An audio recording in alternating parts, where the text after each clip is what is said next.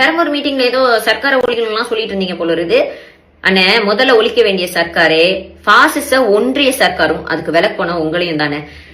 சரி, ஓகே, ஃபர்ஸ்ட்ல இருந்து வீடியோ போட்டுருக்கோம். இந்த அபியூசிவ் கமெண்ட்ஸ், அதுக்கப்புறம் இந்த கொலை மிரட்டல்கள், அவதூறுகள், இதுக்கெல்லாம் கவுண்டர் ரியாக்ட் பண்ணி தான் வீடியோ போட்டுட்டு இருந்தேன். ஆனா இப்ப உங்களை அடிக்கிறதுக்கு என்கிட்ட 2 பாயிண்ட் இருக்குண்ணே.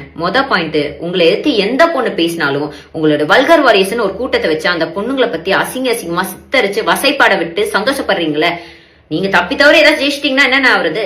அதனால நீங்க ஜெயிக்க கூடாது.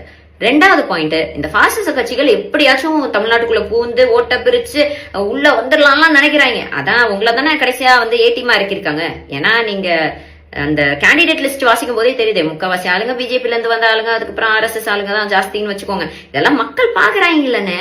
அப்புறம் இந்த வல்கர் வாரியர்ஸ் வேற திமுக கடைசி ஆயுதமா ஜூலி அமைச்சிருக்குது அப்படிலாம் சொல்லி கதறிட்டு இருக்காங்க. அண்ணன், திமுக ஒரு மாபெரும் இயக்கம். அவங்களோட கட்டமைப்பு என்ன, அவங்களோட கொள்கைகள் என்ன, அவங்க தமிழ்நாட்டுக்கு செஞ்ச வளர்ச்சி திட்டங்கள் என்ன? திமுக காப்பத்தெல்லாம் யாரும் வர வேணானே. உன்ன மாதிரி ஸ்டார்டமையும் வல்கர் வாரியர்ஸ் மட்டும் நம்பி இந்த தேர்தலில் நிக்கிறல்லண்ணே. உனக்கு எதிர்த்து நிக்க என்ன மாதிரி ஒரு சாமானிய பெண்ணே போதுன்றது தானே பாயிண்ட். அப்புறம் நீ கஷ்டப்பட்டு பாத யாத்திரையா வேளாங்கண்ணி மாதா கோயிலுக்கு போயிட்டு வந்தாலும் சரி தானே. திருச்சி கலக்குல இனிகோ அண்ணனையும் சரி, இல்ல RD சேகர் அண்ணன் பெரம்பூர்ல நிக்கிறார்ல அவரையும் சரி உன்னால தொட்டு கூட பார்க்க முடியாதுன்னு. மத்த RSS ஆளுங்கெல்லாம் நீ நிப்பாட்டி இருக்கிறல்லன்னா அவங்க எல்லாம் தானாவே விழுந்துருவாங்க. காலத்துல சந்திப்போன